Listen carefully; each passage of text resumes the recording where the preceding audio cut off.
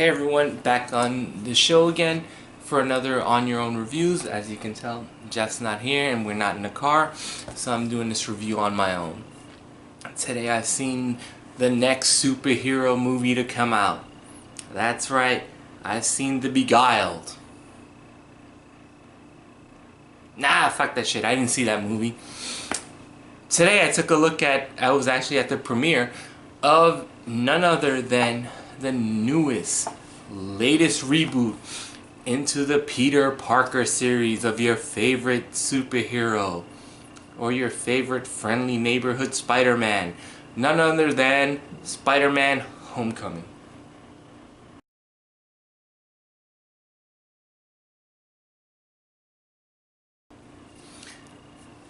Spider-Man Homecoming is the latest reboot, this time with Marvel at the helm, with Sony more or less just kind of being there.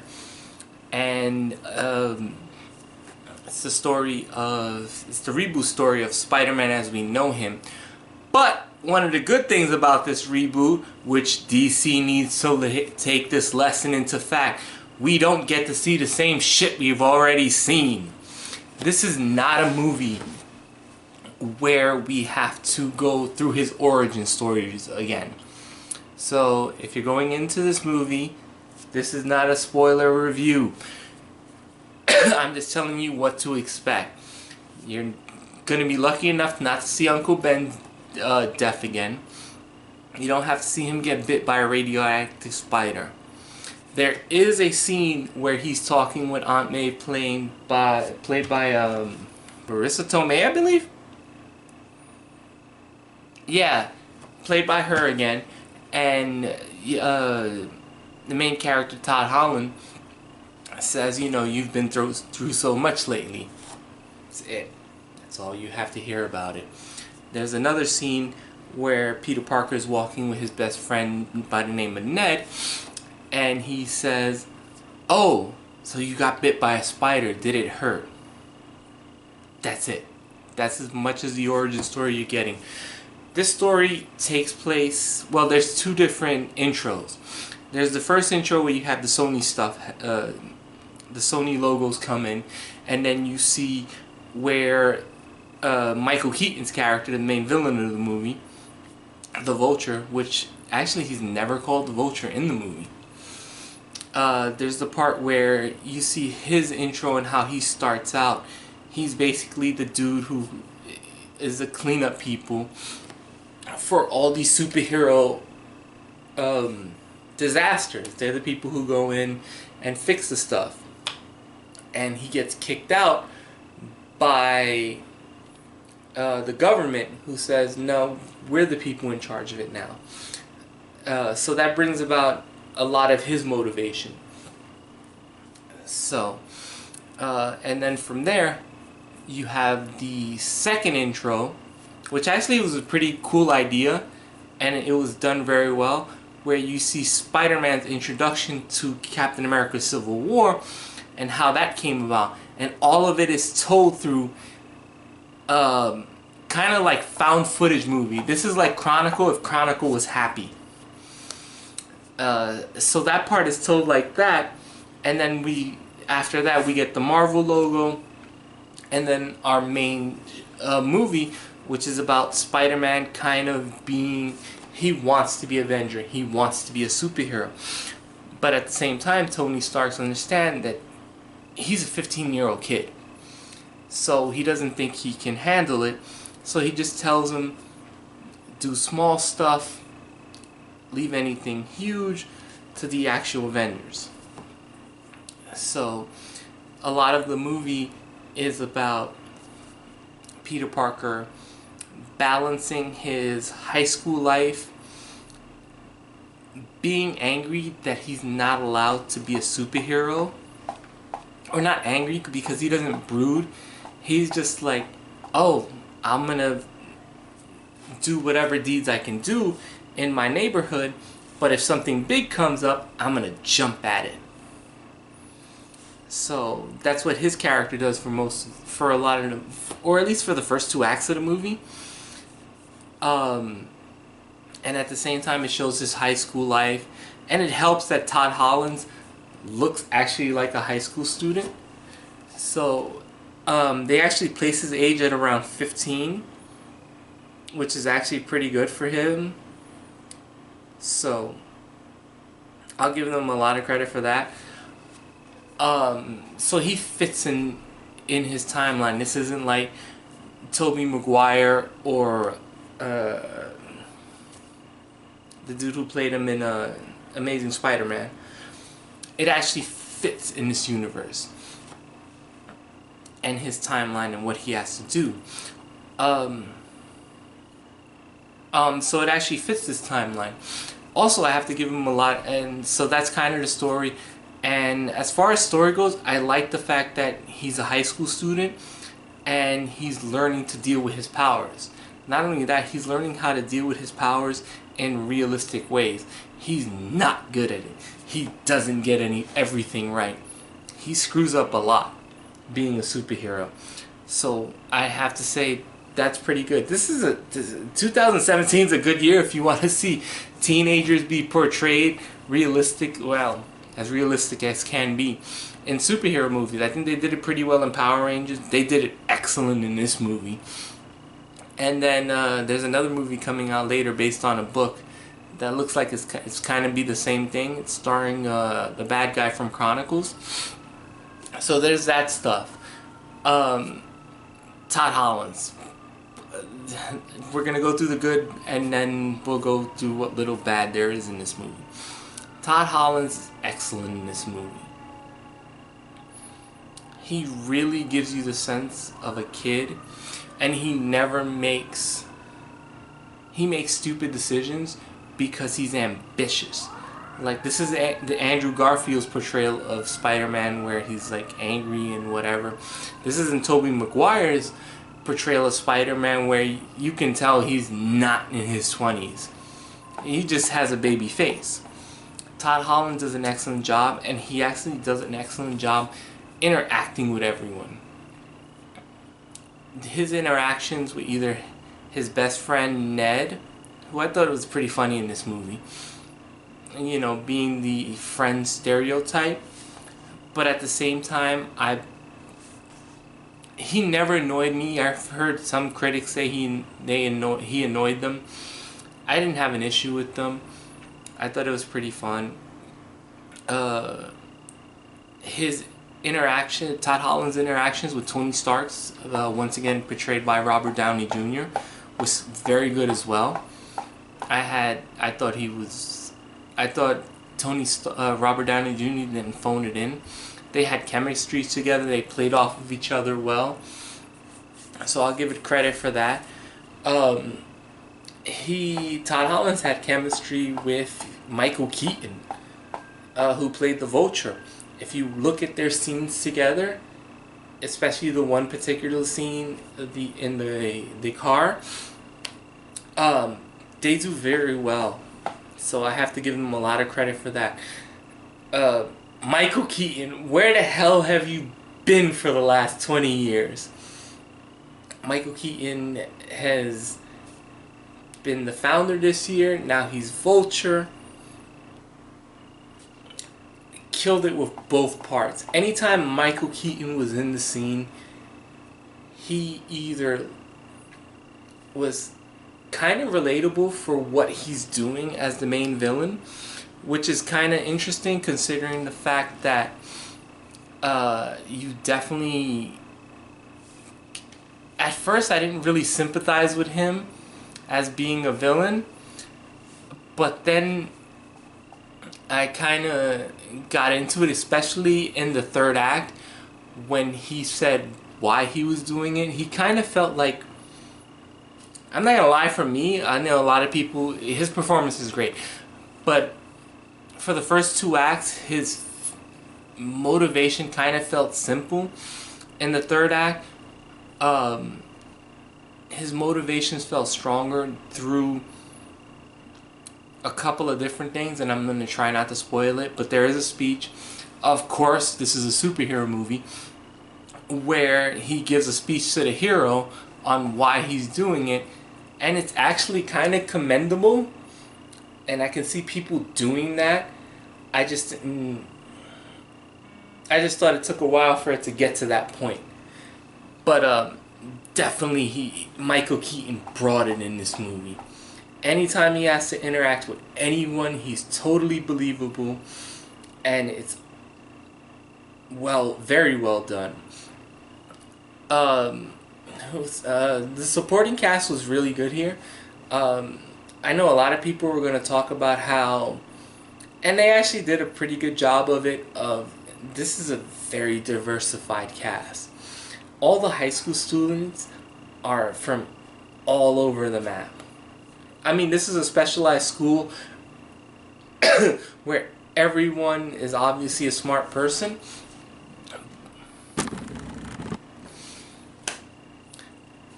But it's a very diversified cast. All the high school students, it does kind of look like a high school.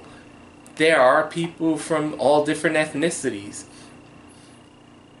So I have to give them kudos to that, and none of them, there is a lot of name dropping. I can kind of see comic book purists being angry at the changes in certain characters, like Flash Thompson is played by an Indian person.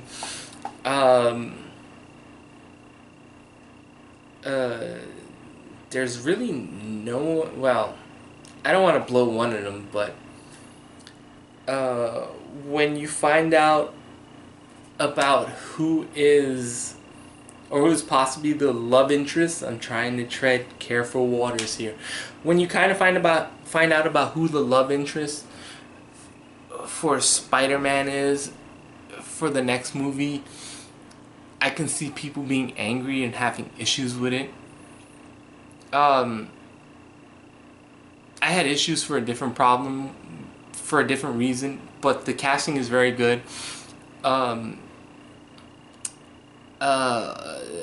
What's his name? Hogan, Frank Fabio.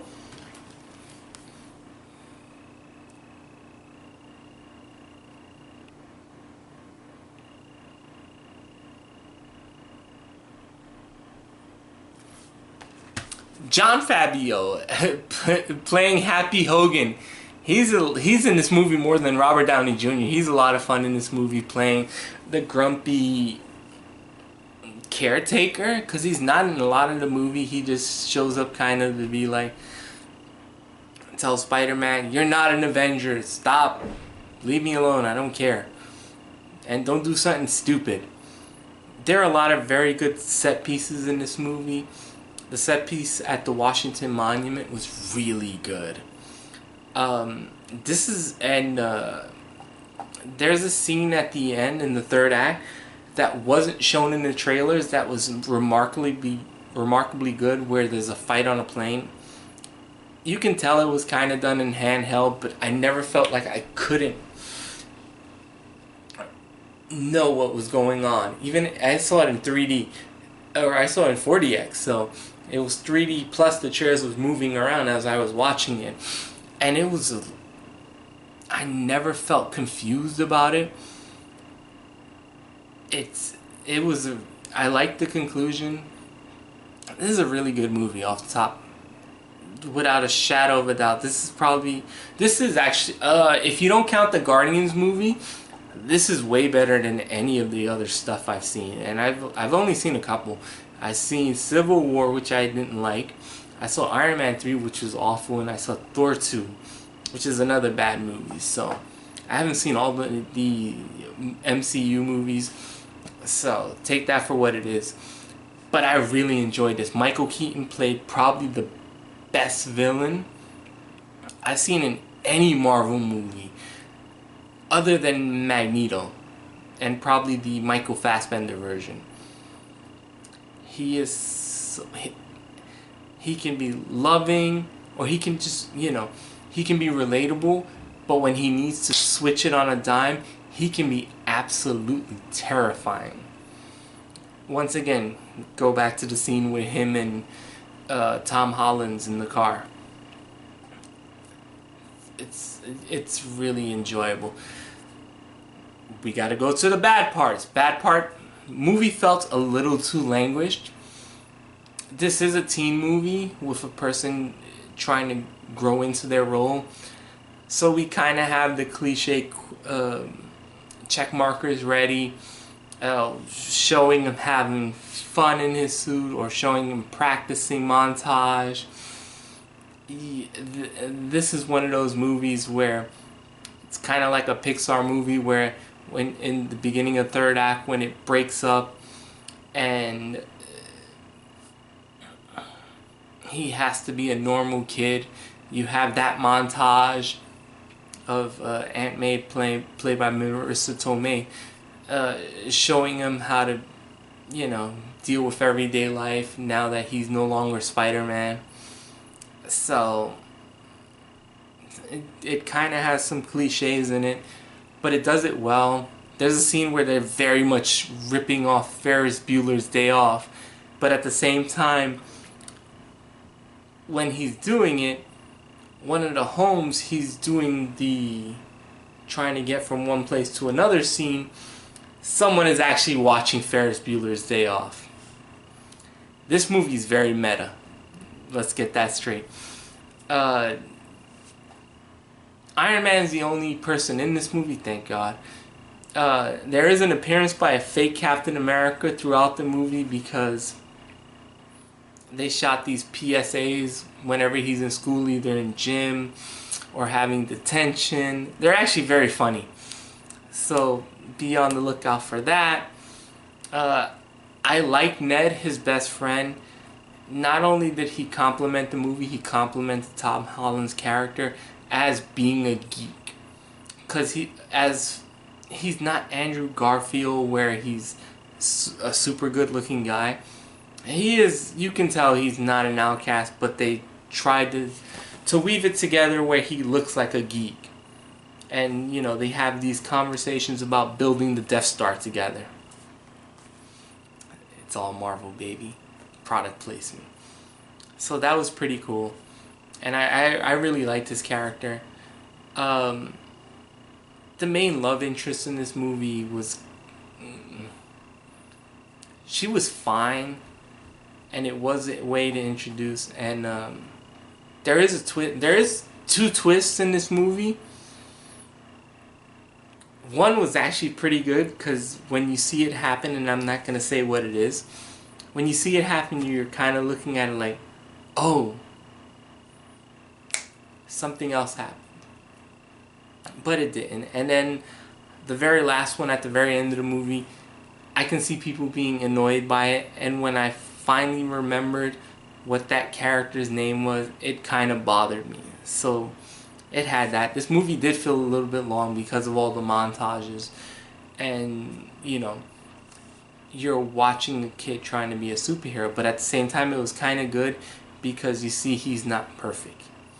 He screws up a lot and he has to pay the price for screwing up. So that part was pretty good. I will say this, going back to Michael Keaton real quick. Michael Keaton has a moment where he analyzes the situation and he figures the stuff out. And I go, holy shit, that's the Dark Detective. That's Batman. That's Batman. So, I know a lot of people call it a Dr. House moment. But it's actually pretty good, and Michael Keaton sells it to the hilt.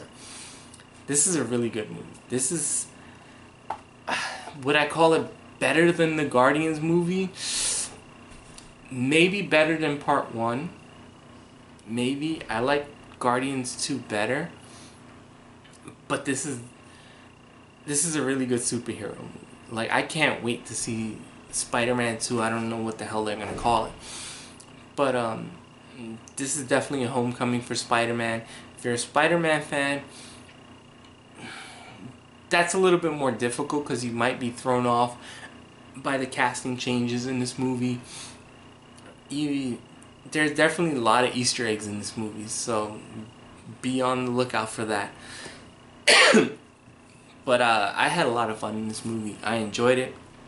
I gotta watch it again next weekend with Jeff. So there's that. But I pretty much said all I can say about this movie. Tom Holland knocked it out the park. Whoever wrote this movie did an excellent job. I see there's 2 screenwriters for it. They did an excellent job making this a story about a superhero that is learning to be a superhero at his age, with an actor who looks that age. So my final score for Spider-Man Homecoming, 9.3. This is really good. And as a final thought, stay for the end credit scene. There's 2 of them. There's one mid-credit, and unfortunately there's one where you have to wait another 4 minutes for. But that one is absolutely hysterical, and it's Spider-Man and Marvel going completely meta. You thought Deadpool went meta? This one, well, I haven't seen Deadpool, but this one is freaking so meta, you should throw something at the screen when it happens. That's all I have to say for now. Until I see you guys again next time, thanks for watching the review. Later.